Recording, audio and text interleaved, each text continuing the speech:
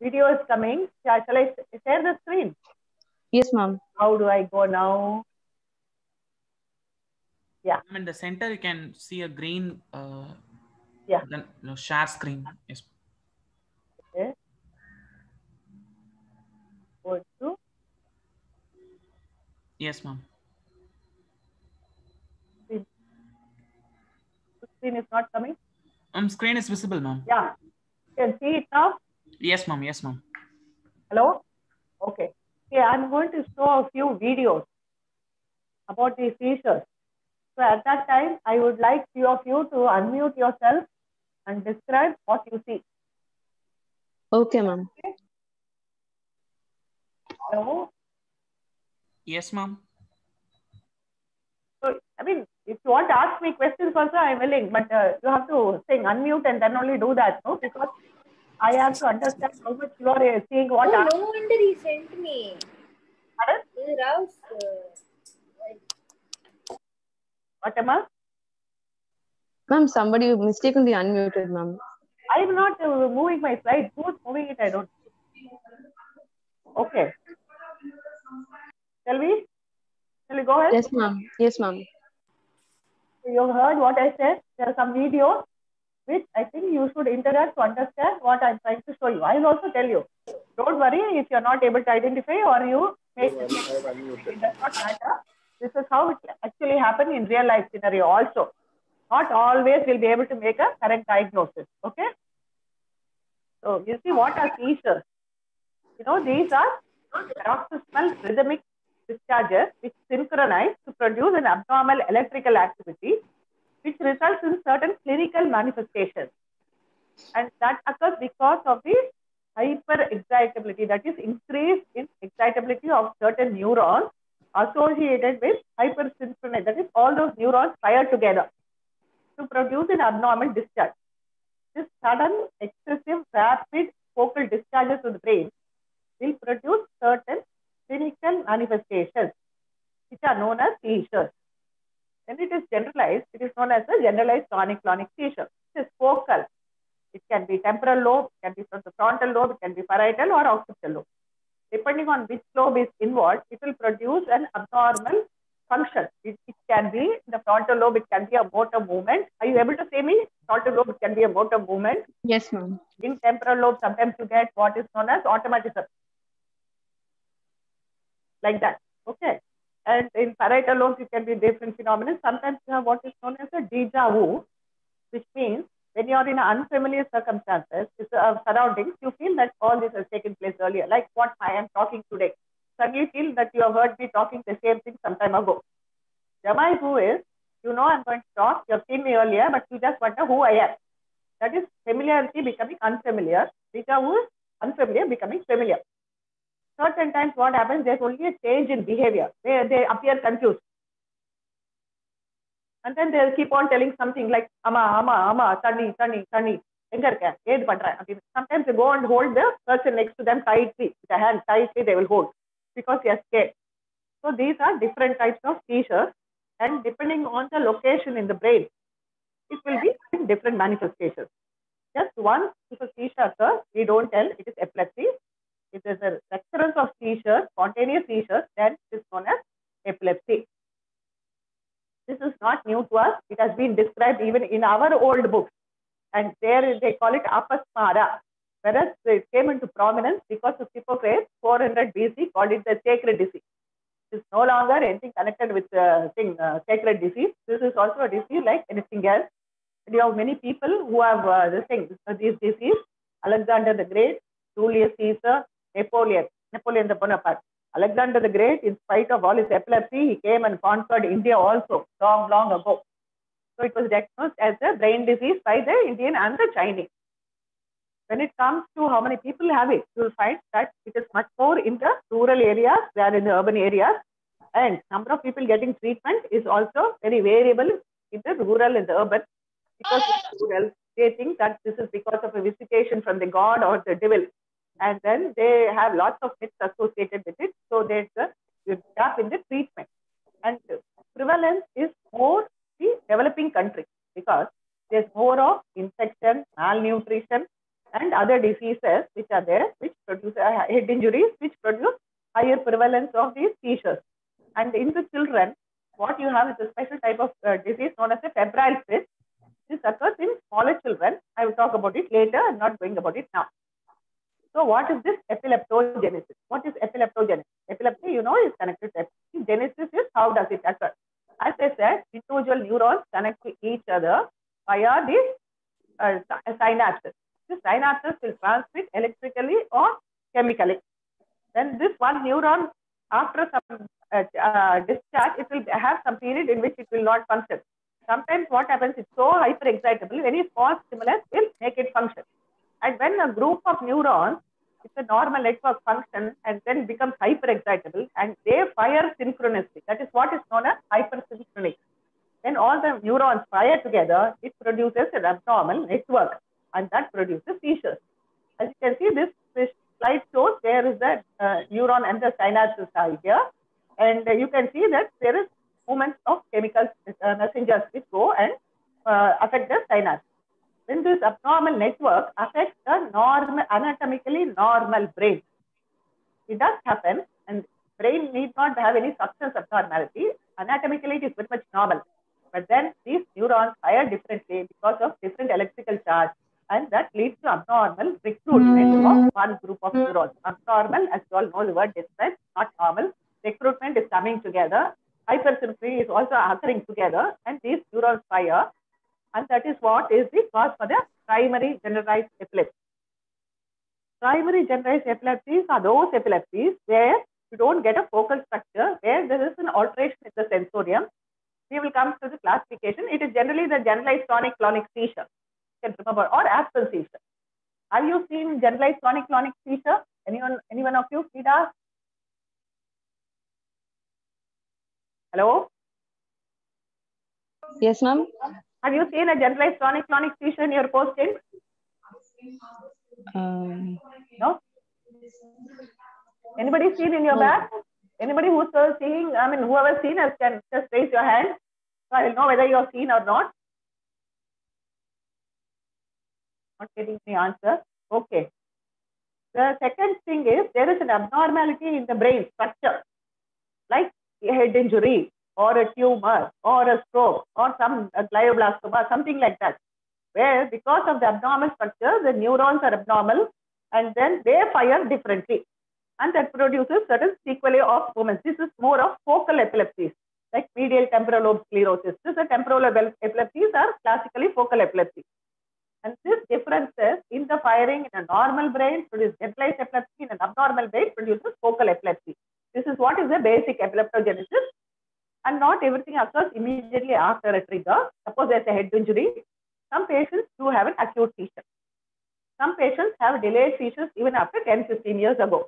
That is because the injured region undergoes some changes, gliosis, which behaves abnormally and fires abnormally, and that produces seizures.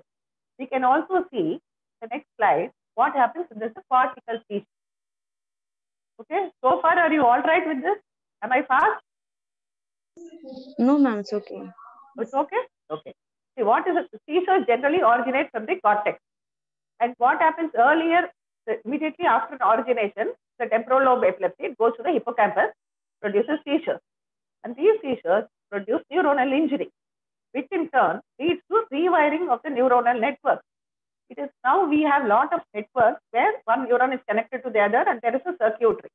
And then this rewiring of neural networks leads to increased excitability of that group of neurons, which increases the susceptibility to seizures. So that is why we say seizures beget seizures. Seizures occurs, produces injury to those neurons. Those rewire get connected abnormally, like one switch getting connected to another switch, you know, and you put one switch and both the light and the fan will burn or both won't burn. Something like that happens. And then there's an increased excitability of those neurons, and that produces seizures. Sometimes one side epilepsy gets rise to the opposite side also. That's known as a mirror focus. I'm not going to go into that, but you just know about it. So this is in a very early classification of epilepsy, and it's a very easy one. Divide it into partial. That if only one part of the body is affected. Simple partial can be complex partial and secondary generalized. What is simple partial? It can be a simple motor. That is, it just starts from one. Can you see my hand? Video is visible. Right. You can see, suppose it starts like this and then it goes like this. That is partial seizures, motor partial. Sometimes there will be only an abnormal sensation which arises and travels one side.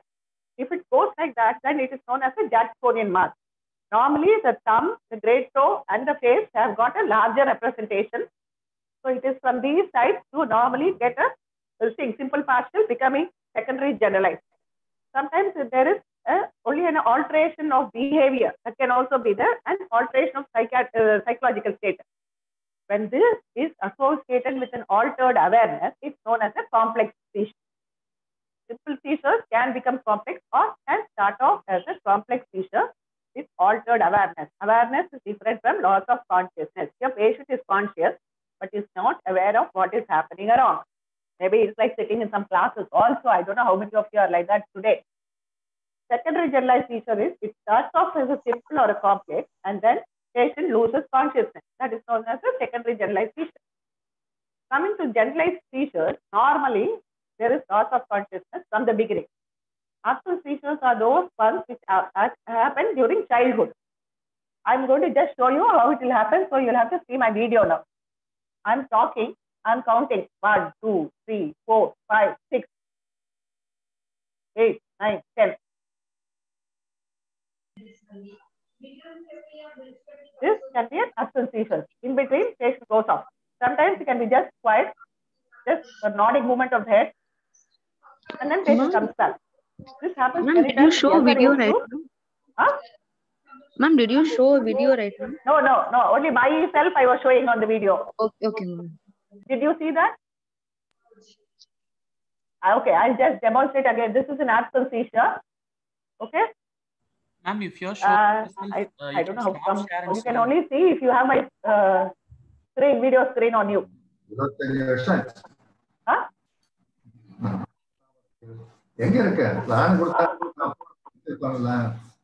That split screen is there, no? You can see it there? You can see my face? Yes, ma'am. Yes, okay, ma'am. so I'll show you what is absence. I'm going to keep speaking. There will be a pause. Again, I'll start speaking. That pause is an absence. Sometimes that pause can be associated with some nodding movements or just eye blinking. Okay? Let me start. I start off 1, 2, 3, 4, 5, 6, 7, 8, 9, 10. Like this will happen many times, maybe 100, 150 times in a day. And those children will not be able to grasp what has taken place during the 3 seconds in which they are not in contact. So there are a lot of problems in the schooling.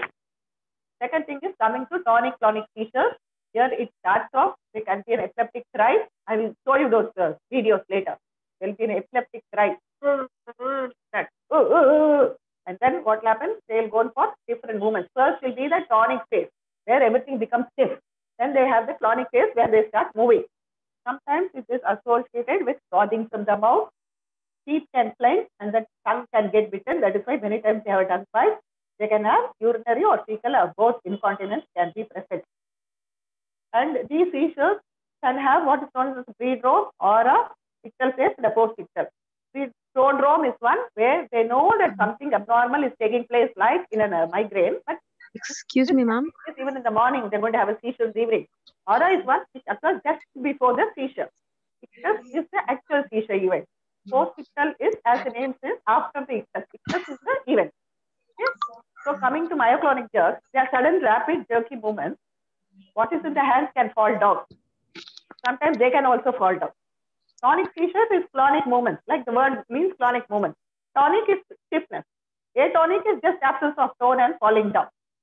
So you have seen what is partial seizure, what is generalized seizure. Partial seizure usually is much more motor.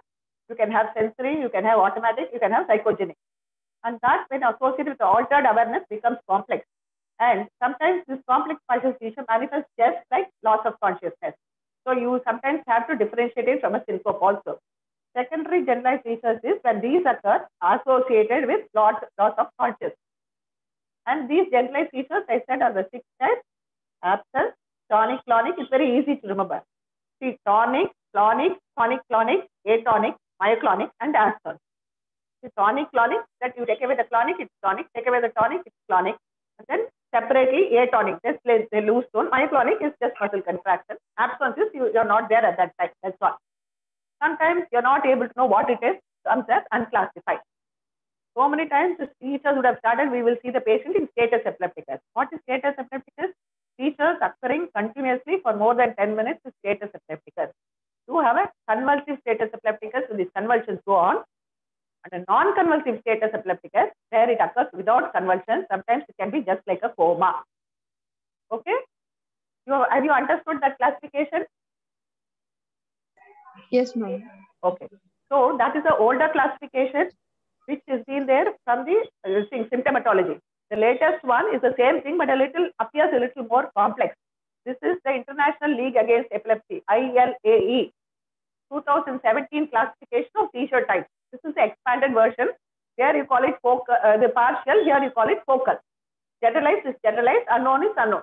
Okay, in the focal, instead of simple partial, complex partial, and secondary generalized, here you have focal with awareness, focal with impaired awareness. That you can have this motor onset where it can be automatism, like what I'm going to show you in a video, but like this. Picking up something like this. Then atonic is losing tone and falling. Tonic, I've already said. Epileptic spasms are spasms which occur with altered sensorium. Hyperkinetic is hyperkinetic movement disorder. Sometimes it can be dystonic form, sometimes it can be tremulous. Myoclonic is already shown, tonic is there. Then non-motor onset, that is the one which is autonomic behavior, as I told there. It can be cognitive, it can be psychiatric. All those come under the non-motor onset. Generalized tonic-clonic seizures, we already said the motor one is the same as before. In addition, you have a myoclonic atonic component, myoclonic tonic-clonic component. That is not there in the old one. Epileptic spasms can be in both. And the abscences, earlier one was a simple abscess. Here, abscences is divided into typical, what I showed you. Atypical abscences. Yeah? Ma'am, can you go a little slow, ma'am? Okay. Which one you want me to repeat? No, it's okay, ma'am. Like, focal onset. Focal? Ma'am, you can continue from there, ma'am, but just little slowly you can speak, ma'am. Okay, I'll go from focal onset. This focal onset is the same as the previous partial onset seizures. The same as partial onset is focal. Here we called it simple, complex, and secondary generalized. Instead of that, here we have with awareness, which is simple. Impaired awareness is complex. Okay. And in that, you can have motor onset. Can be with or without awareness. You can have a motor onset, which can be automatism. That is repeated automatic movements. Atonic is loss of tone. Clonic is repeated clonic movements. Spasms are there. Epileptic spasms are very classical spasms. Hyperkinetic movement can be dystonic posturing can be there. Myoclonus, as already mentioned, jerks. And tonic is stiffening. It can be also non-motor onset, which can be autonomic.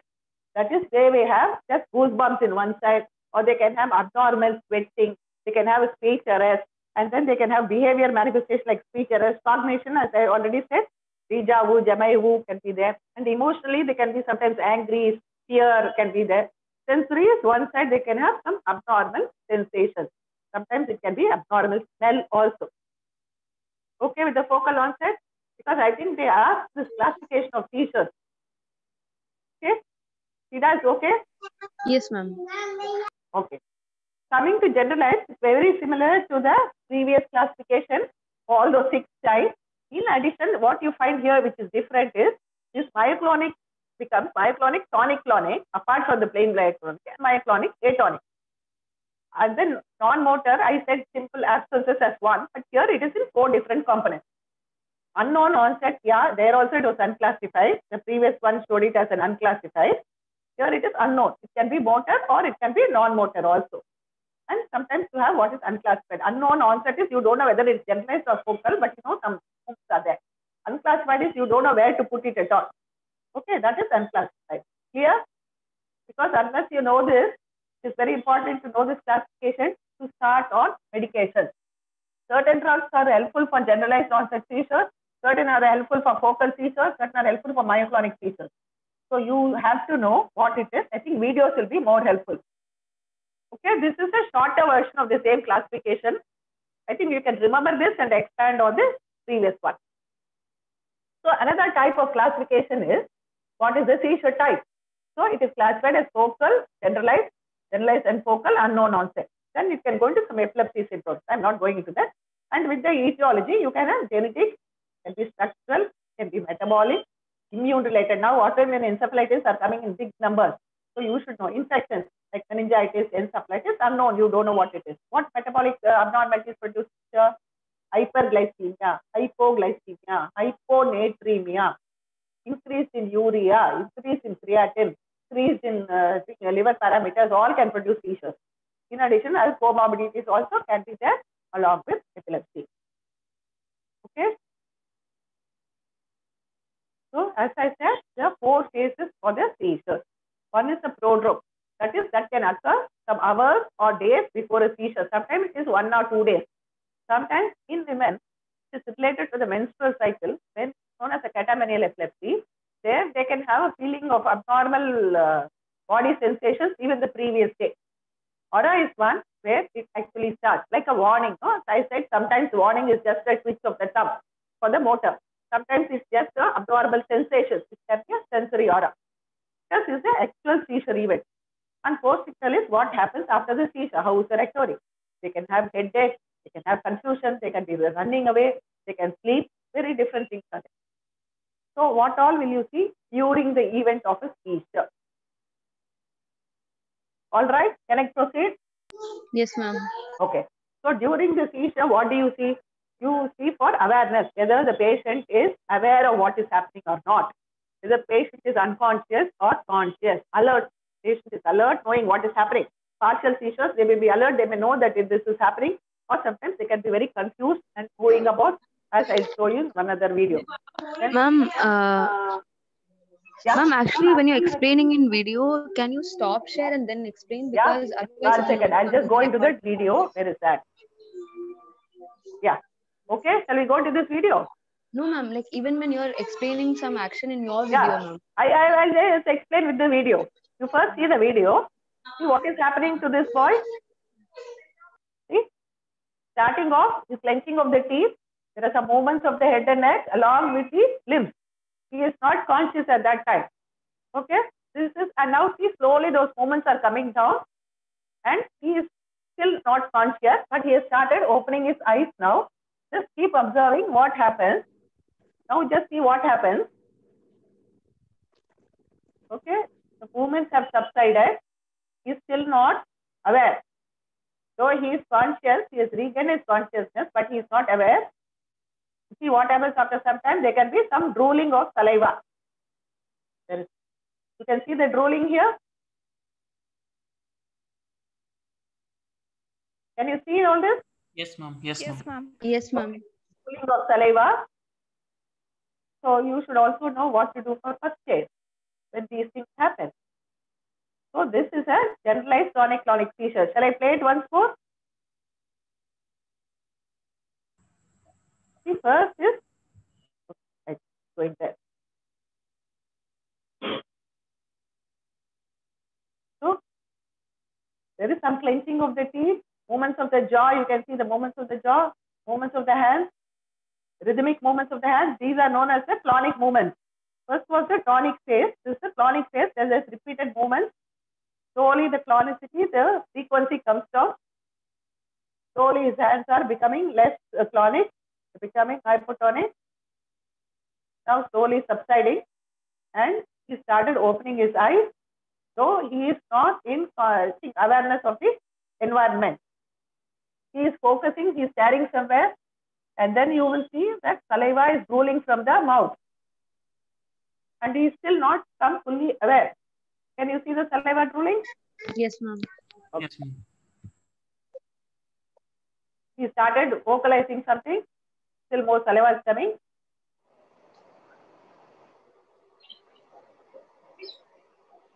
How long do you think the whole thing took place? Few seconds, 1 minute, less than a minute. Okay, you can see here. But it appears as if it's a long time.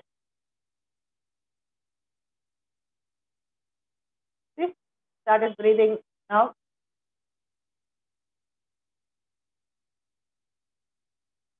He's little confused. He's turning from this side to that side. Okay. Go into the next video. These are all home. That is a hospital video. This is a home video. You see, this is how they will actually tell you or show it to you when you want to make a diagnosis. This is a patient with known epilepsy, but missed a few tablets, and you're seeing him lying down. Something abnormal is actually, he is moving the left hand first. He is making some clenching movements of the left hand. Now the right hand. This is going for abnormal posturing also. From the stiffness, now it's going in from some jerky movements. We'll just wait and see. Can you see his jerky movements? This is more on one side. And now he's getting confused. He's turning. His whole body is turning. The right hand has started jerking. Okay? Yes, ma'am.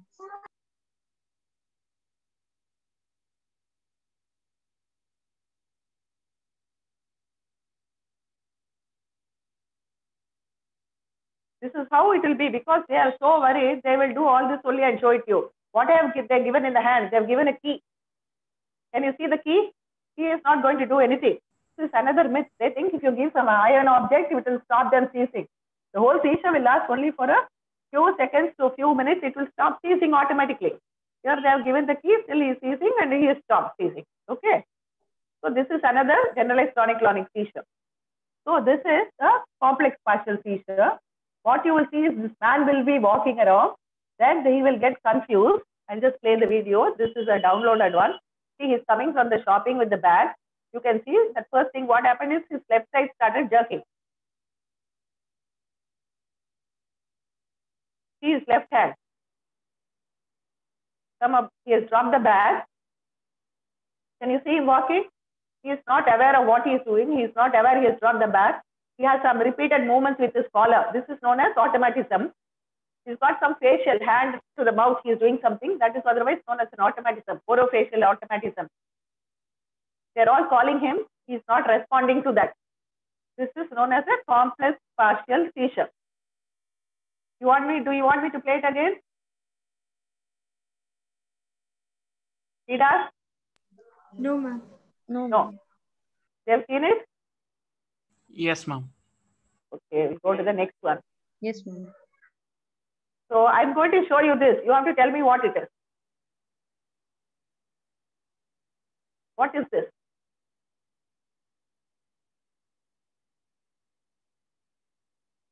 I've described to you. What do you think is this?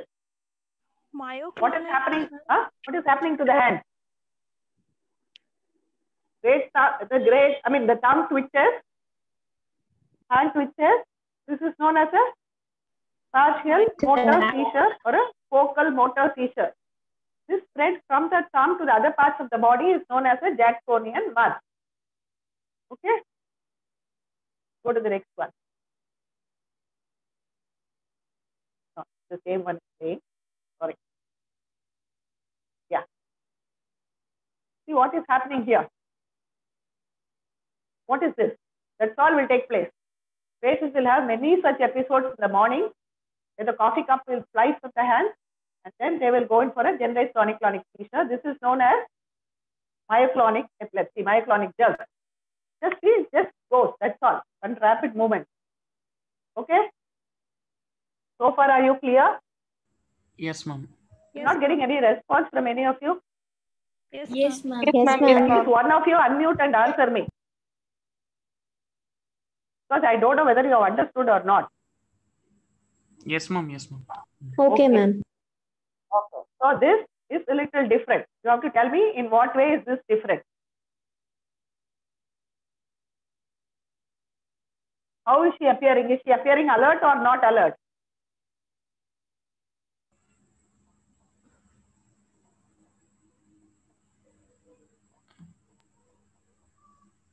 She's trying to tell something.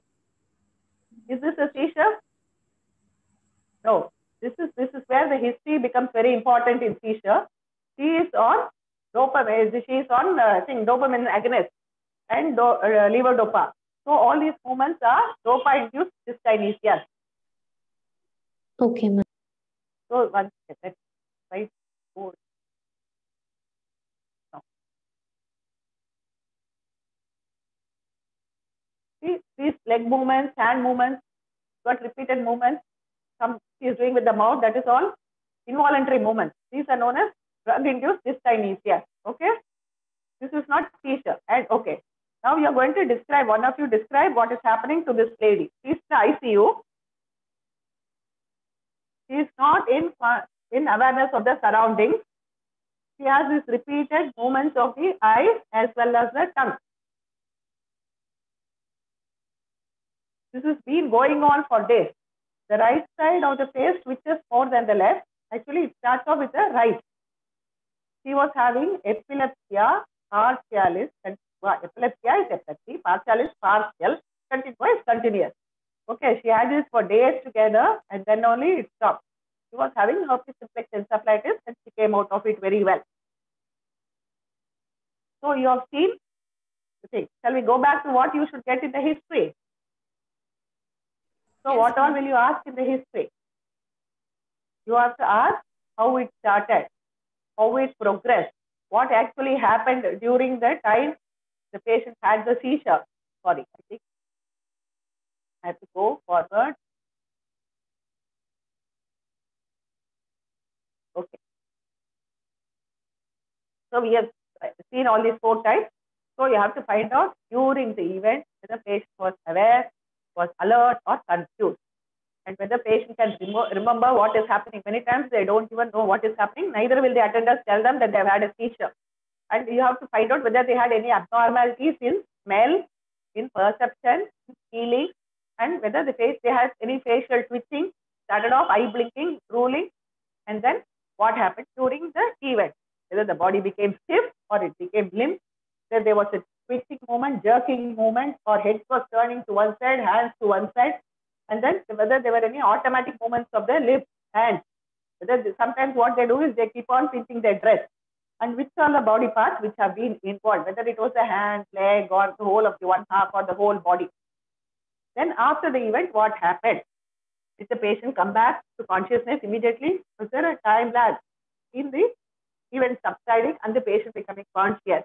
And is the patient aware? Is the patient able to talk? Sometimes they remember, they are able to tell that they already had a seizure, so we will know this another time seizure. This can occur in the road. Then you will have to know what to do, whether to call an ambulance or not. Find out whether they are able to talk, communicate, give their address. Find out whether there is a change in their mood, behavior, they're trying to run, where you have to help them not to get injured.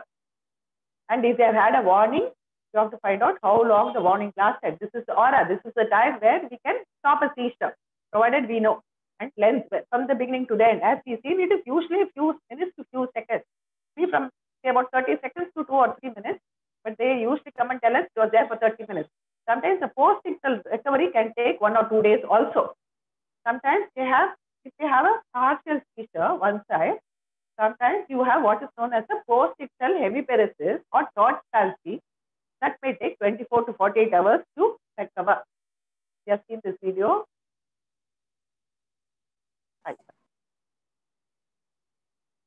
Sorry.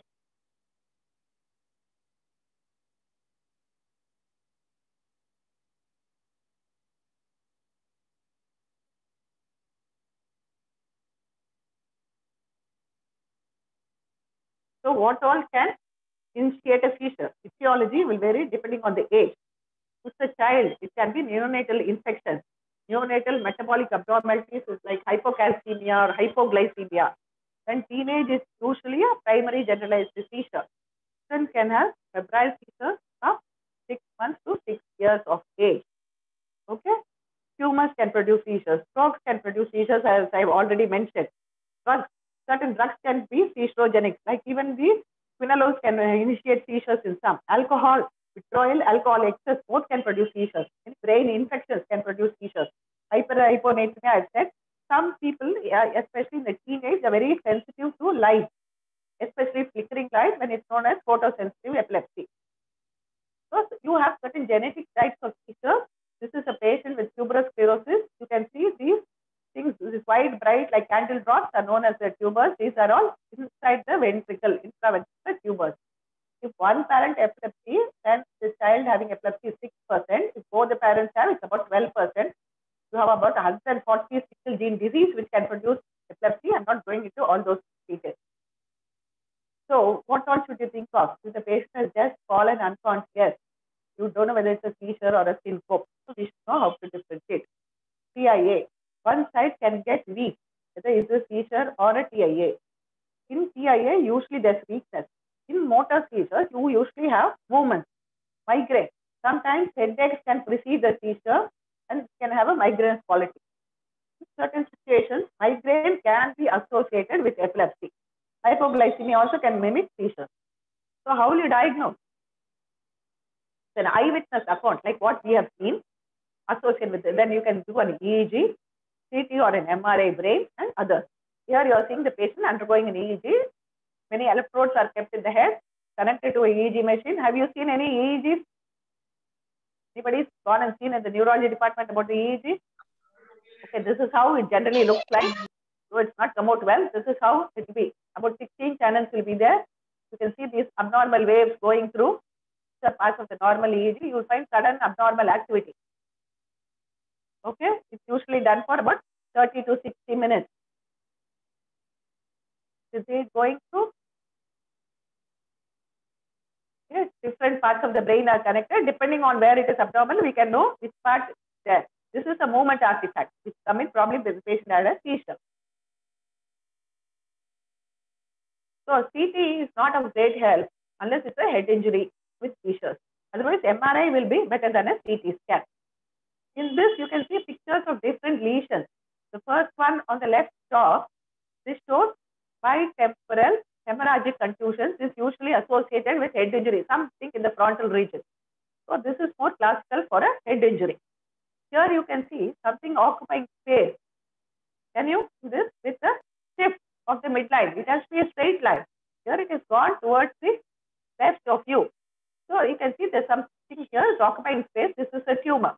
Here you can see some empty spaces. Okay, this is arteriovenous malformations. All these can produce seizures.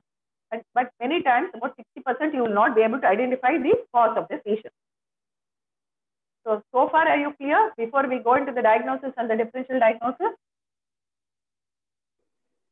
Hello? Yes, ma'am. Yes, ma'am. Okay. So first you have to see, is it an epileptic seizure? Sometimes you have a convulsive syncope. Do you all see football matches? Football matches? Boys? Guys? Sometimes what happens when they have an impact, they fall down in syncope, they have a few jerks. That is known as a convulsive syncope. It has to be differentiated from a seizure. So you have to first make sure whether it's an epileptic seizure or not. If yes, what do you do? Know what you do. If it is yes, then you have to see what is the seizure type, like what we have already discussed, whether it is symptomatic seizure or it's a primary seizure. No, it's not a seizure, then whether it's a syncope or a TIA or a psychogenic event. That will, in epilepsy, history of prime importance in making a diagnosis. Suppose you think this is a seizure. So you have to see whether it's idiopathic or symptomatic. Like I said, idiopathic where you don't find any structural abnormality. Symptomatic is usually there is a change, can be focal or diffuse. So you have to see what else can be there. Symptomatic epilepsy, what is the cause? So this is one important slide which I want you to concentrate on. So between syncope and a seizure. Normally, what the patient describes as a syncope is, they will be in upright posture. Suddenly, there is a graying of vision or blurring of vision. They become pale, they can sweat, they can have palpitations, may or may not, and then they fall down. And immediately on reaching the ground, when the head touches the ground, they usually wake up. So this usually lasts about 10-20 seconds. They do not bite their tongue. Usually, they do not have incontinence. Okay? And if you measure the pulse and BP, there can be some alteration. So syncope is standing upright, graying of vision or darkening of vision, they say blackout, and then they fall. They are no twitching movements. May or may not be associated with bradycardia, tachycardia, sweating. On reaching flat, they usually recover consciousness. Sometimes you have to lift up their legs up on a stool or something so that the blood flows to the brain, they reach consciousness. Whereas in a seizure, it occurs in any posture, not necessarily upright posture. It can occur while you are in the bed, while you are swimming. It will be difficult to find out. And then instead of paleness, here it can get cyanosis, that they have a spasm of the respiratory muscles. Laryngeal spider can occur, they can go in for cyanosis. Then it can occur suddenly, or they can have some aura, like I said, no, some abnormal smell, abnormal feelings, and then twitchings are mostly present. They can have an incontinence of urinary motion, and duration is a few minutes rather than a few seconds. Post-ictally, they can be confused. Okay, and usually sweating is not accompanying a seizure. So, what all have we seen so far? We have seen what is epilepsy, how it's an abnormal paroxysmal discharge of a group of neurons which are hyper-excitable and which fire together. That is hypersynchrony. And this produces certain manifestations which are known as seizures. When it is occurring focal one side, it is known as focal epilepsy. It can be motor, can be sensory, can be autonomic, can be psychogenic. Okay, and this is associated with an altered sensorium. It is known as a complex altered awareness. It's complex partial seizure. This is associated with loss of consciousness. It's known as secondary generalized epilepsy. Clear so far? Ida? Yes, ma'am. I think you can unmute and speak, Ida. Okay, coming to the generalized epilepsy from the classical physics type, There are a the lot of commonest one is disturbance the grand mal, or the generalized tonic-clonic seizures, where you have altered tonic phase is there. There can be an epileptic rise. You have a tonic phase followed by clonic movement phase, and then there can be tongue bite, there can be frothing, there can be incontinence. This can last a few minutes, and this can be followed by post-ictal headache, confusion, or sleep. And then they recover. If this lasts for more than 10 minutes, it's known as status epilepticus. Okay? And then the other types of generalized epilepsy will be in absence, that there's an altered awareness, may or may not be associated with some eye blinks or neck flexion.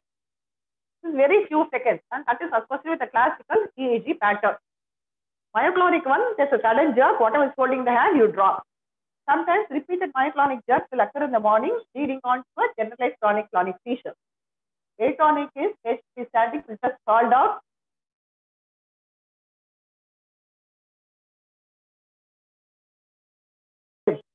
Clonic is falls down with clonic movements. These usually occur in children who have got brain injury, mentally retarded children. And not always only one seizure type will occur. Sometimes more than one seizure type will occur in the same patient. And sometimes it's very difficult to find out whether this is a seizure or a psychogenic attack. In such situation, instead of a plain EEG, we do what is known as a video EEG. That is, we will also be videoing the patient as the EEG is going on. Any movement, any change in the EEG, you observe the patient. Any abnormality in the patient, you observe the EEG to see whether there is an activity or not. So this will help us to know whether it's a partial seizure or a generalized seizure. And with all this also, sometimes you may not be able to come to any diagnosis. You know it's a seizure, but you don't know which type. And sometimes you're not even sure whether it's a seizure or not. Okay. So all this, in such situations, our investigations will be of help, like EEG, MRI, and blood parameters. So once you know that this is a seizure, you have to talk to the patient because the treatment is going to be depending on the cost. I'm going to deal with only primary epilepsies. That is, there's no structural abnormality in the brain, but the patient has to go on for treatment. And the treatment is going to be prolonged for a few years, 2 to 5 years. If the patient is seizure-free for 2 to 5 years, only then we stop the drug. Why am I concentrating on this? Because there's a lot of myths. Patient thinks this is nothing. They have just had one seizure. For a single seizure, we usually do not start on drugs unless it is associated with an abnormality in the EEG or with the MRI. And since they have to take it for a long time, there will be the neighbor or their servant or their boss who will tell them, don't take this medicine. This will affect your behavior. This will affect your sleep. This will affect your protection. So they will stop taking medicine. And some women, because they are worried that if they get pregnant, the child can be affected, they will not take medicines properly. All these are known as compliance. There's a lot of compliance issues in any chronic disease where you have to take drugs for a long time. They get bored. They don't take. 6 months seizure-free, they think they're all right, so they can stop this drug. Sometimes because of side effects, they will not take. All these will have to be explained. Tell them that the duration of treatment is going to be long.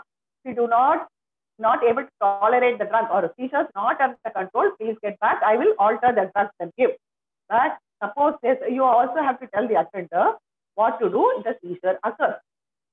So, first aid for seizures. What do you do? Like it shows, this man, you put him on the floor, they kept something under the head, cushion the head, then loosen all the tight fitting clothing, turn to one side. So whatever is in the mouth will come out, he will not bite the tongue. Suppose the teeth are already clenched and tongue is bitten, leave him alone. If it is not bitten and the mouth is open, you can keep some soft piece of cloth between the teeth so that patient does not bite the tongue and injure the tongue. Sometimes they have bitten off a piece of the tongue also. And you should avoid overcrowding. The seizure lasts for about 10 minutes. Or if the patient is having bleeding, or if the patient has got some bracelet which says he already has epilepsy, it's usually given abroad, when they have an identification bracelet, whom to call in case of an emergency. Then you will know what to do. So don't hold him, don't press him down. What happens, sometimes they press down and then they produce dislocations also, especially the shoulders. Okay? So when do you call for a help? Seizures are lasting more than 5 minutes. One seizure after the other is occurring. So the patient gains consciousness, repeated serial seizures. And seizures happen closer together. No? Suppose he's not had seizures for maybe about 4 years. And then one seizure occurred this morning, another seizure afternoon. Then it's time that he has to go because something is gone wrong. There are two close seizures. Suppose you think the patient is not able to breathe or choking on something. And if the patient says that he wants to go, you have to call for an ambulance and shift him to a safe hospital. So as I said, all this you have done, you have established there's a diagnosis, you have given first aid, you have confirmed the seizure type, what drug are you going to choose? So we'll go into the drug. When will you start? As I said, not all single seizures. Single seizures, it has to be individualized treatment. And we do not generally give preventive treatment, prevent epilepsy. So many times it's given in head injury by the neurosurgeon, but this is usually not followed by the neurologist. If provoke seizure, then you have to start the patient on treatment. How do you go? You do not give the full dose at the same time, but that depends on the drug. Certain drugs you have to start low and go slow. Like if it's phenobarbital, you will start low and go slow. If it is carbamazepine, you start low, go slow. If it's levetiracetam, you can start with the complete dosage A1. And efficacy will depend on the seizure type. If it's a generalized seizure, sodium valproate, levetiracetam would be good drugs. If it's a partial seizure, carbamazepine, oxcarbazepine, lamotrigine will be good drugs. Sometimes when you don't know what is the seizure, you give a broad spectrum like levetiracetam or sodium valproate, which will be helpful for both the seizures. And more than 70% of them will be controlled with a single drug. If not controlled, then you may have to add another drug or you may have to substitute the first drug. That also you do gradually. You add one drug and take away one drug, or you add another drug and slowly increase the dosage. We have a lot of drugs available. Most of them are available except for vigabatrin. Rest all the drugs are available in the Indian market. Ethosuximide is also recently come to the market, though it was present 30 years ago. Ethosuximide, a good drug for absence seizures, usually in the children. The older drugs, phenobarbital, phenytoin, sodium valproate are used for generalized epilepsies and carbamazepine for focal epilepsy. The newer drugs, you have clobazam, lamotrigine, clopramate, gabapentin, vigabatrin, tiagabin, zonisamide, levetiracetam, paramphenyl. Okay, what drug you are going to choose will depend on the patient, the affordability, the side effects, and the seizure type. Clobazam usually can produce sedation, so night dose will be sufficient. Lamotrigine is a safe drug, especially when the woman is pregnant, because it has less of fetal effects, lamotrigine and levetiracetam. So it may be useful to choose these drugs in a younger women. But lamotrigine, the problem with lamotrigine is you have to start with very low dosage, 25 milligrams, and up it up slowly, maybe about 25 milligrams every week till about 200 milligrams. So that will take about 8 weeks. During that time, the patient can have seizures. So you may have to add another drug. In such situations, levetiracetam will be a better drug. Lamotrigine, you have to go slow, start with 25 milligrams, increase to 25 milligram weekly interval if it's the only drug. With sodium valproate, you have to give only half the dosage and increase it once every 2 weeks. So it's a good drug.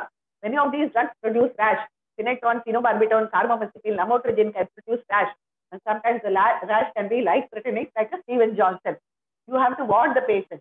There's a rash, they have to stop the drug and contact medical advice. Okay? So selection, I already said, depending on the seizure type or the seizure syndrome. Syndromes are usually in children, and there are lots of syndromes I'm not going to it. How will you match the drug to the patient? You have to see what the work the patient is doing, how it affects the work, the sleep, their mood, well-being, quality of life for the patient as well as the attender. Patient is comfortable with good seizure control, you continue.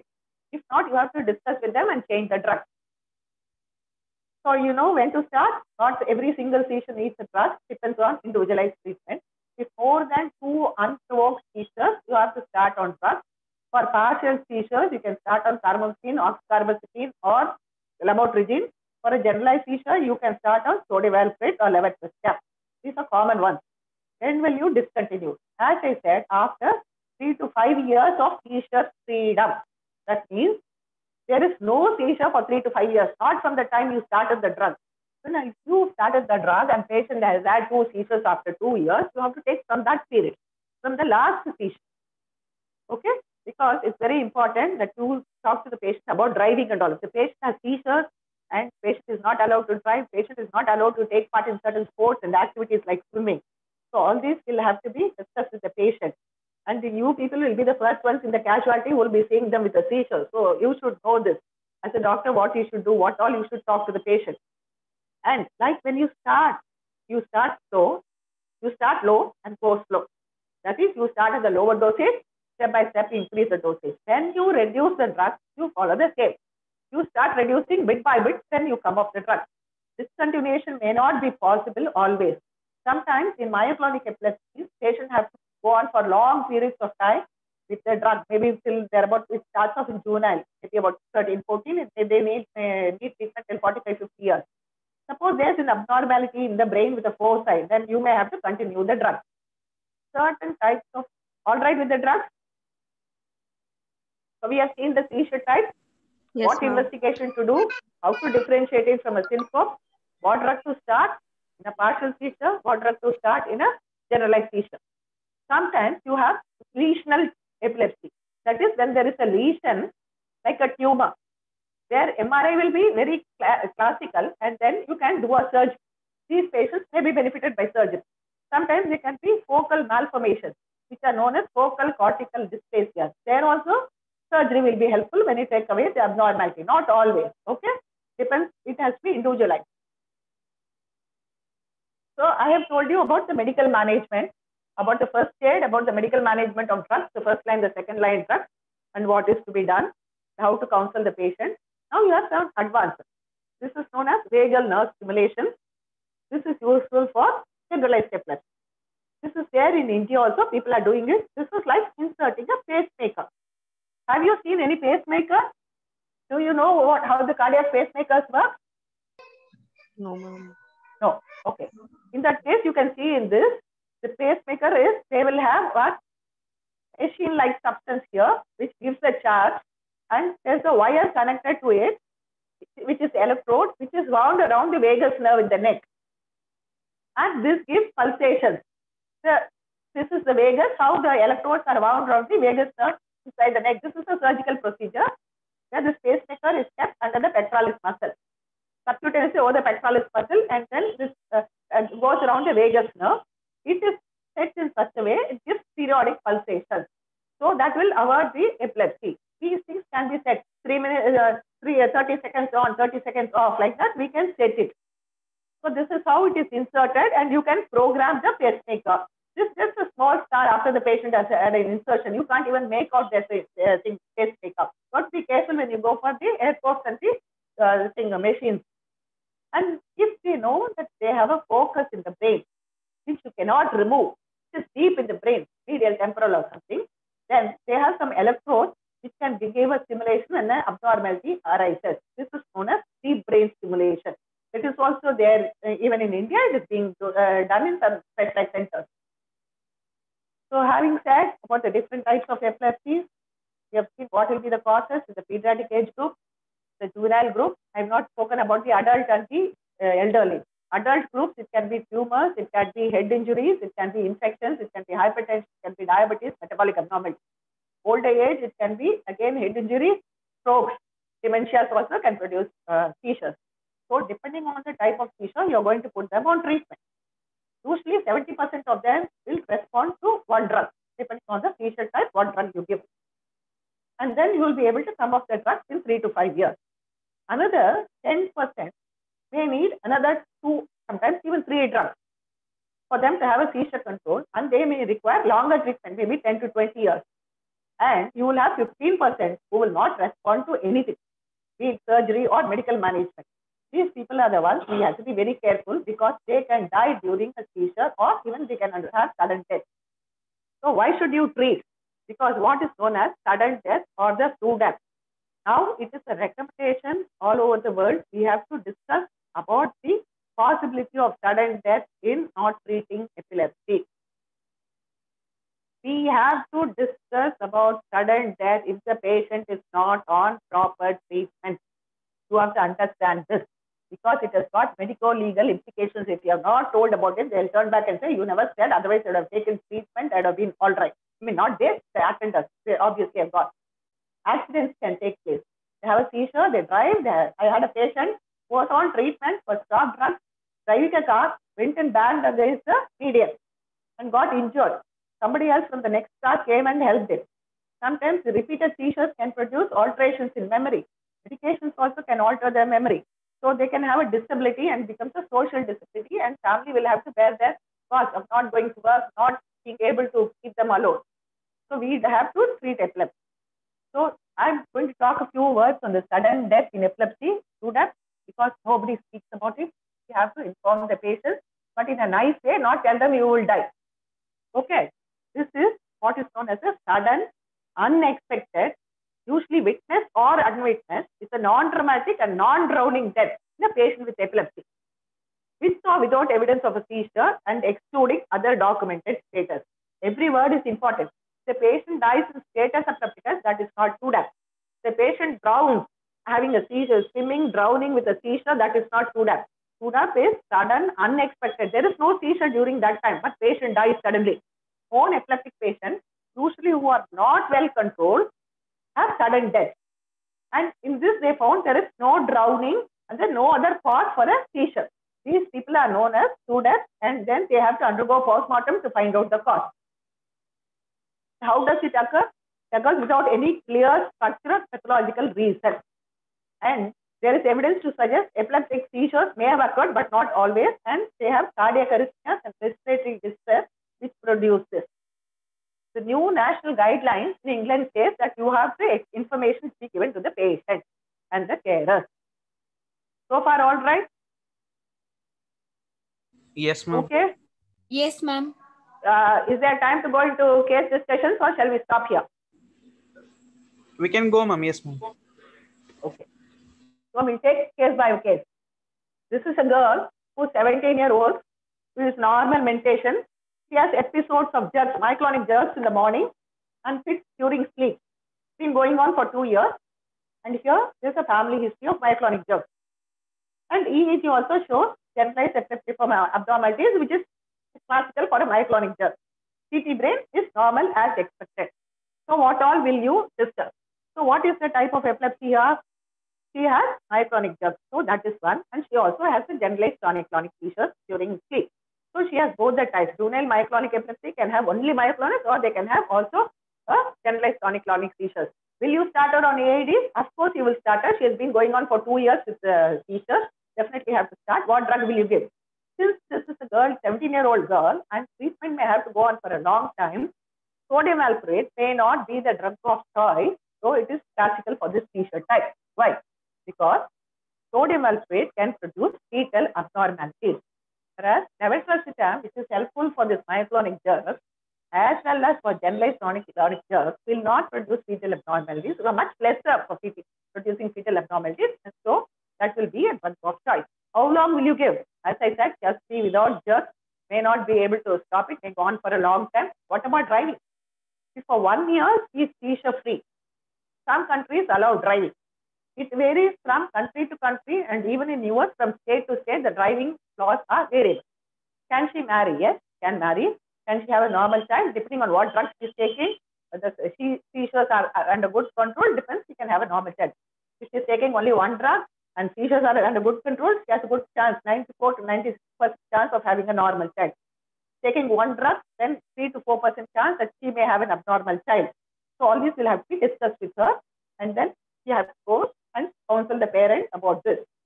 Because the treatment has to go on for long, you have to talk about education, about her job. Better that she does not do any night duties, because those things, sleep deprivation can myoclonic jerk.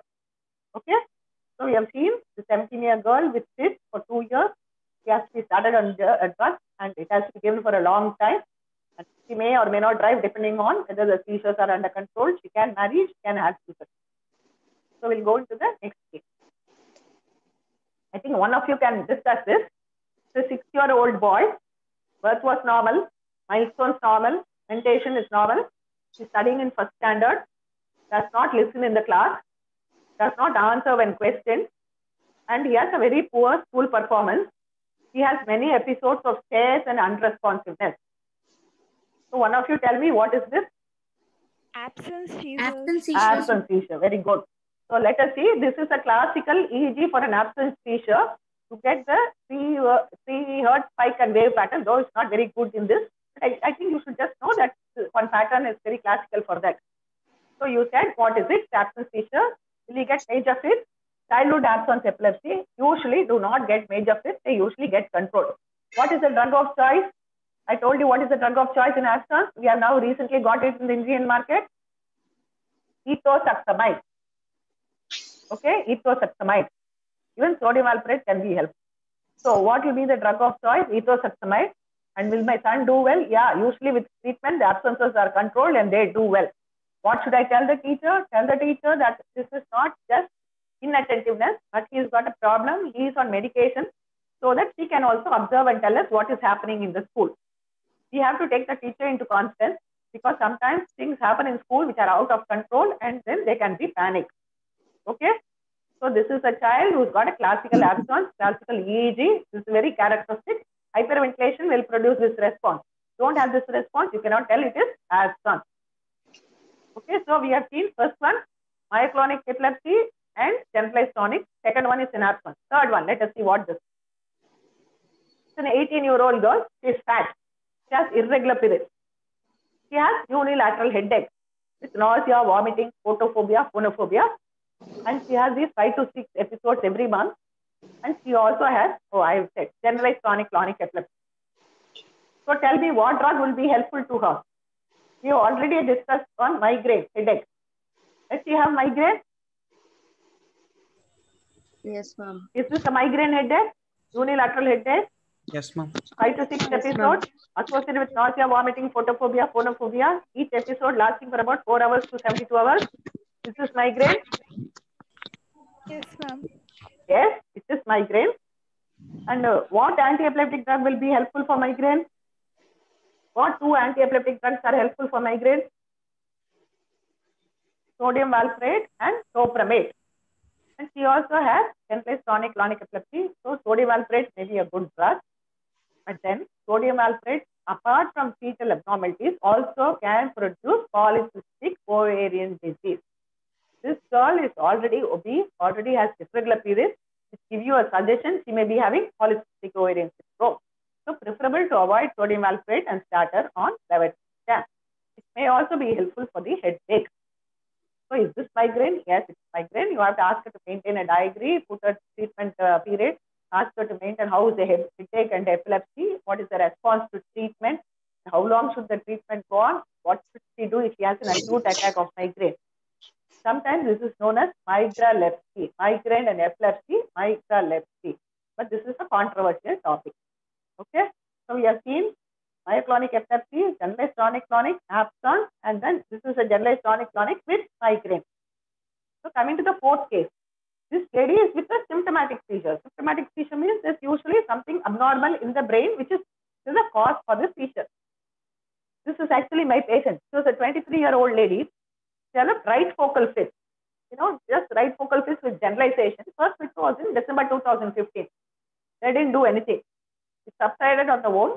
So second fit was in February 2016. That is 2 months later.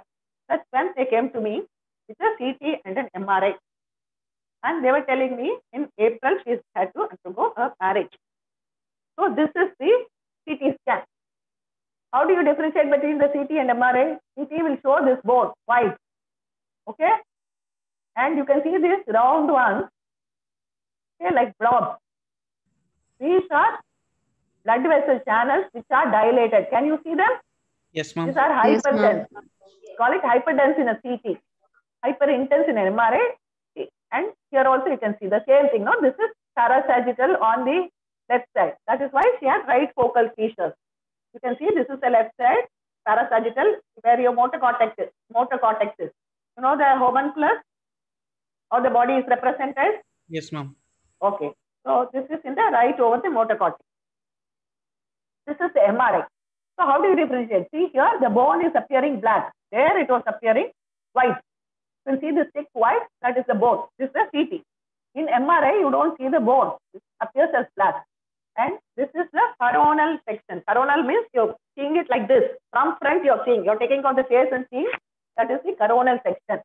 As you can see, like how it is demonstrated in the anatomy lecture hall, or this, I don't know whether you do brain cutting sessions. Do you do brain cutting sessions? Okay, this. Do you do brain cutting sessions? This is a frontal lobe. Sorry. See, this is the sagittal. That is from, you are seeing from one side, one half, right in the middle. You're getting the ventricle there. The corpus callosum, the brain stem. Can you make out the different structures here? See, this is the corpus callosum. This is the brain stem. This is the pons. This is the midbrain. This is the medulla, spinal cord, cerebellum. And this is the occipital lobe. This is the parietal lobe. This is part of the frontoparietal lobe. Okay? You can see such dilated, big, huge stuff. In the parasagittal, you can see somewhere near the leg area it is starting. Over here will be the leg area, and if you go down, here will be your mouth area near the temporal lobe. Okay? So you can see you have different images. This is known as the coronal section when you see from front. From the sides is the sagittal section. These are axial sections. When you go from below to top. So this is the lower cut. I don't know whether you have all seen scans, the OP. Do you see scans? Yes, ma'am. Not in OP. I'm not able to see my cursor. Yeah. Okay. See, these are all lower down. As you go up, you see only the cortex. Lower down, you see the ventricles. You can see some abnormality which is on the left side. And then what did she undergo? She underwent a stitching of, she had a AV fistula. She underwent a stitching of embolization. Embolization with this material onyx and coils. Why am I telling you this? Because with this, the blood vessels will thrombose. This high flow fistula will float.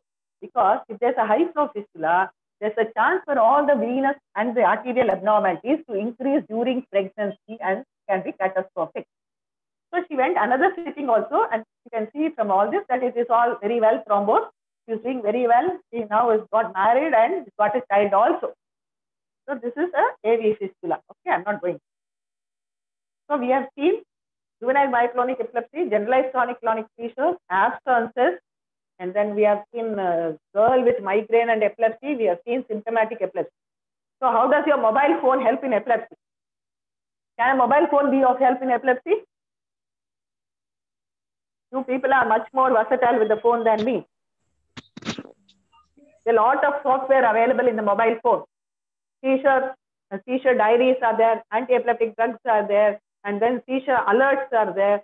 And there can be other also alarms which tell you that you have to take the tablet, the time has come for taking the tablet. And if you have any issues, you can always Google and see whether it is because of the tablet or because of the seizure. This was one which we presented from our institute in Chennai, application of mobile phones in epilepsy care. This was published in the International Journal of Epilepsy, and this was also got the best paper award from the Elsevier. This is the main author who did the work. So what did we do? Mobile apps for epilepsy. So you have a lot of the seizure logs can be there. Seizure synchrony epilepsy logs can be there. Seizure toolkits, like what you want to know about the seizures can be there. Seizure help can be there. You can synchronize your phone with another attenders and the doctors, where once they detect a seizure, the alarms will go. And the doctor will, and the attender will know where the patient is. GPS will locate you, and then they'll be able to find out what it is. Anyway, actually, more than 60% of the people who have a chronic disease do download apps regarding health. So many of them have this epilepsy apps. I think the apps for menstrual irregularities, apps for migraine, like that, the epilepsy apps also. And cell phones can be also helpful in a lot of other ways. You know, when it can have a real-time EEG monitor, this can all be built. It's all in the process. You can have a motion detector. Will you tell us if the patient is having repeated motions? which is suggestive of epilepsy. We have to program it to make it useful. Galvanic skill response. Suppose there's some sweating after a seizure, that will also be there. And the anti-epileptic drug levels can be monitored with this. Patient, you can find out from the patient location from the GPS.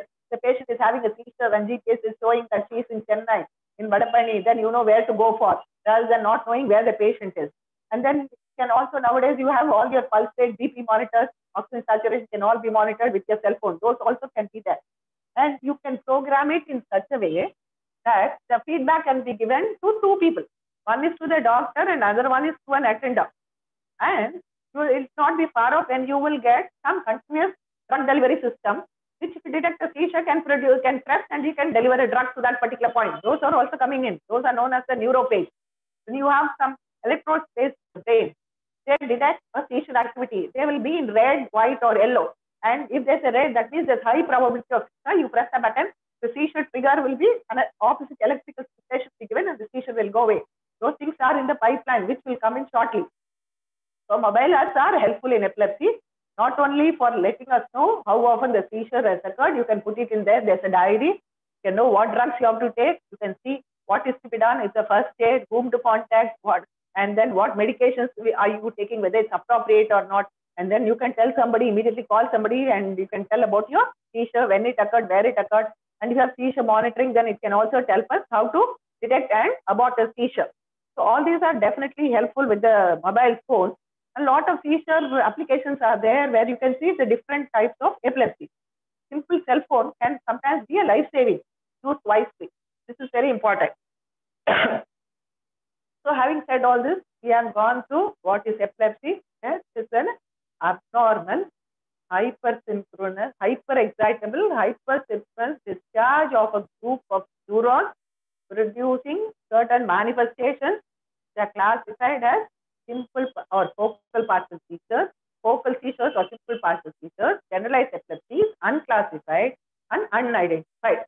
And depending on the frequency, the duration, the mode of onset, with aura, without aura, duration of the epilepsy, what happens before prodrome, aura, picture, post-pictorial event, you identify the type of epilepsy, you do the appropriate investigation, be it EEG, MRI or CT, find out whether there is a lesion or no lesion.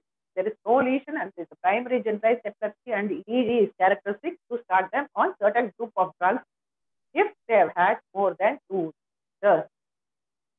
Treatment for a single seizure has to be socialized. And you start the low dose, go increase the dose slowly so that side effects don't occur and patient has optimal seizure control. Seizure is controlled and patient is seizure free for 2 to 5 years. You can slowly come up with one. 5 years of seizure freedom with the drug, another 5 years of seizure freedom without the drug. Nowadays, we call it a cure in epilepsy. This is only from 2017. Till then, never had a term called cure in epilepsy. So, and almost 70% of the patients will be under control with a single drug. Another 10% may need 2 or 3 drugs. Another few percent may need some surgery. Either it can be removing the lesion, or it can be a vagal nerve stimulation or a cortical stimulation. And they can also lead a useful life. They can marry and they can lead a useful life. We have seen that in children it can produce abnormal problems in school where we have to discuss with the teacher, teenagers, the college, and their other activities. Late nights should be avoided in a patient with epilepsy. What you should advise them is to eat on time, to take the drugs on time, to sleep on time. They need at least 7 to 8 hours of night sleep. Not daytime sleep, not going to bed at 2 o'clock. They have to be like Cinderella. They have to go to sleep before 12, possibly 10 or 11. Get up at 5 or 6. So they have about 7 hours of night sleep. Only then they can function well. They have epilepsy, they cannot do swimming, they cannot do driving. And certain sports are not permissible if they have seizures which are not under control. There are many famous people who have had epilepsy who have helped us in the awareness regarding epilepsy. And one such person, I think you are all familiar with John T. Rhodes. Who's he? You all should know him better than me. The cricketer. And do you know Harrison Ford? Yes, ma'am. Hollywood. Yeah. His daughter has epilepsy. So he's come up with one thing known as STACES, which is finding a cure for epilepsy and seizures. He's actively involved in helping them for research to find a cure for epilepsy. So far, we only have treatment which controls the seizures, and after 5 years, you have a cure. There are certain sites in the web, like Epilepsy Foundation, British Epilepsy Association, Indian Epilepsy Association, which give a lot of information to the doctors as well as to the patients and carers. You can all go through that. There will be useful information available, which will help you to answer your exams as well as to talk to the patient and the attendant. Okay? Yes. Okay. Now tell me, any questions are there? What's the feedback? There's a chat box. I'll stop sharing the screen. Okay, ma'am. Yeah. So where's the chat box?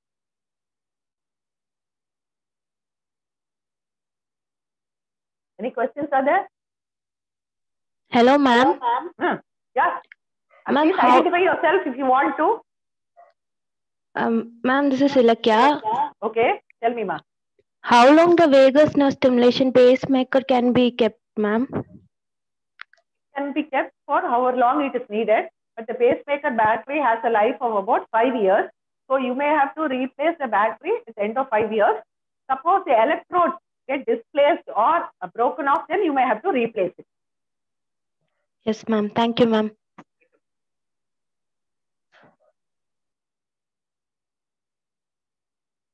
Repeat the drug of choice for each drug. Okay. For partial seizures or focal onset seizures, drugs of choice will be carbamazepine, oxcarbazepine, levetiracetam. Carbamazepine is available as 200, 300, 400 milligram tablets. You start with 200 milligrams twice a day. That is 400 milligrams for an average adult. And you can increase up to 1200 milligrams per day. Okay, start with 200 milligrams twice a day. Then every 5 days or every week, you can increase by 200 milligrams. The control or till the patient develops side effects. Patients develop side effects, you have to reduce the dosage. The seizures are not under control and patient has side effects, you may have to change the drug. Otherwise, you can continue with carbamazepine. Carbamazepine can produce some mid-facial abnormalities. So also oxcarbazepine. In such patients, levetiracetam will be a better drug. Levetiracetam can produce some mid-facial abnormalities like cleft lip, cleft palate. Levetiracetam is started as 25 milligrams OD. Then weekly increments of 25 milligrams. First week is 25 milligrams at night. Second week is 25 milligram morning, night. Third week is 25 milligrams morning, 50 at night. Fourth week is 50, 50. After that, you increase depending on the seizure control. Common thing which you have to tell is the rash. Rash may not occur on the first day. Sometimes rash occurs later, even the first month. So anytime they develop rash, they have to come to the hospital. Sometimes the rash can be so bad, it can lead to Stevens-Johnson syndrome or otherwise what is known as a DRESS, where multiple organ systems can be involved like the liver, lung, the skin, and then it can produce an allergic reaction which can be life-threatening. So it is always necessary to warn patients on these 3 drugs about rash. Oxcarbazepine is similar to carbamazepine. The dosage of carbamazepine is 100, oxcarbazepine is 150. So you can calculate the dosage and use it. One thing we have to be cautious with oxcarbazepine is hyponatremia. So what does hyponatremia do? It can produce an altered sensorium, it can produce tiredness, weakness, and hyponatremia can also produce seizures. So whenever you start a patient on these drugs, you have to warn them about some of the major and common events, side effects, so that they will report to a doctor if such events occur. This is as far as partial epilepsy is concerned. Coming to the generalized epilepsy, you can use sodium valproate. It's available as 200, 300, 400, 500, 7 milligram tablets are available. And the normal preparation is given 3 times a day, whereas carbamazepine is given twice a day. This is given 3 times a day. You can start with 200 milligrams 3 times a day. That is 600 milligrams. Can increase and go up to 2 grams or 2000 milligrams per day slowly. Okay. The side effects of sodium valproate can be hair fall, weight gain can be there. And in a woman, it can produce menstrual irregularities, polycystic ovarian syndrome. And if it's a person of childbearing age, you have to be careful because once you start the patient, if the seizure is under control, you are going to continue the drug for next 2 to 5 years.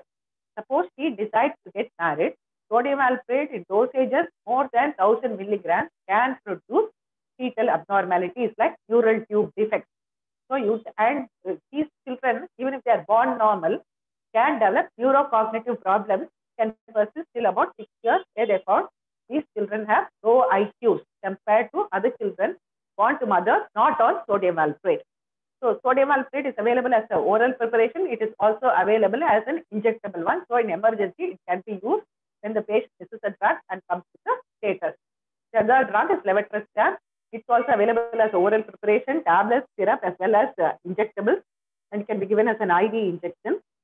You can start with 500 milligrams twice a day. These doses I'm telling is for the adult, not pediatric dose. 500 milligrams twice a day and can go up to 3 grams. Sometimes you may have to combine more than one drug. Patient has different seizure types, or patient is not, suppose the patient is not having control of the complex partial seizure with oxcarbazepine. You may have to add lamotrigine. And then you have to alter the dosage appropriately. That's a big process to alter the dosage, so I'm not going into that. Then there are other drugs like zonisamide and topiramate, which can be given for multiple seizure types. The common drugs available in the government hospital are phenobarbital, Gardinol, phenytoin, or Eptoin. And then you have carbamazepine, which is the common name is the Tegretol. And then you have sodium valproate, otherwise known as Eplex or Escorate, and clobazam. That is clonazepam. Levetiracetam is available, as well as clobazam is available. All these are anticonvulsants which are available in the government hospitals, which are given in the neuro OP for about 4 weeks for any patient. So they come in once in 4 weeks to find out about the seizure control before you alter the drug. And these drugs can have interaction with other drugs, so you have to be very careful, especially when you are using lamotrigine, carbamazepine, oxcarbazepine. Sodium valproate and levetiracetam drug-drug interaction very less. If these patients develop renal or liver problems, renal, they may have to stop most of the drugs. When the patient has a renal problem, you do not use gabapentin or pregabalin. The patient has a liver problem, most of the drugs will be withheld except gabapentin and pregabalin. Levetiracetam can be used in both the conditions. It's an altered dosage. Patient develops a status epilepticus. Sorry, I have forgotten to tell you about one drug, which is midazolam. It's available as a nasal spray. That is, you put one puff into each nostril if you know your seizures are going to occur. That is, if you have an aura, then you can put it into each nostril and you can repeat it 3 or 4 times so that you get adequate dose of midazolam, which is an anti-diazepam, and the benzodiazepine group of drugs are also anti-seizurogenic. They are diazepam, midazolam, clobazam, clonazepam. The dosages are very variable. Clobazam can be given as a short-term intermittent prophylaxis. In the sense, the patient knows that patient is going to travel and the sleep may get disturbed. Such situations, you may give a low dose of clobazam for 1 or 2 days till the sleep cycle gets settled down. Or suppose patient is going to US from here. There's a jet lag and the sleep gets affected. So short term, you can put them on clobazam. Suppose the patient develops repeated seizures, patient comes to the emergency. Then these drugs which are started low and go slow will not be of help. You have to give something to terminate the seizure immediately. Such situations, diazepam, lorazepam, midazolam are available as intravenous preparations. Out of the 3, lorazepam is quite safe drug. Diazepam can be only given as IV, sublingual or rectal, whereas lorazepam can be given as an IM. Diazepam not to be given as IM. Midazolam can be given as an IV without the respiratory complications of diazepam. The next is phenytoin. That is also available, phenytoin and fosphenytoin. Both these drugs are available as IV preparations. Phenytoin is also available as a tablet. These can also be given in a status. And phenobarbital is available but not easily, can produce respiratory depression, so the patient may have to be on a ventilator. The drug is levetiracetam and sodium valproate. IV preparations are available, can be quite safely given as in the emergency OP.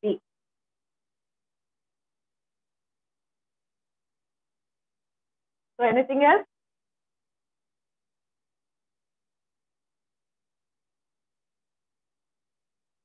Shall we log off? Okay, ma'am. Over? Thanks a lot, ma'am. Ma'am, I think so, ma'am. Yes, ma'am. Thank you. Did you all understand? Yes, ma'am. Yes, ma'am. Understood the video?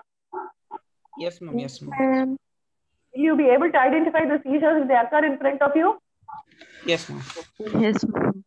Okay, super. Okay, anything else you can always ask me. I put my phone number. Otherwise, Vida has got my number. So you can always message me. Okay, ma'am. Yes, ma'am. Okay.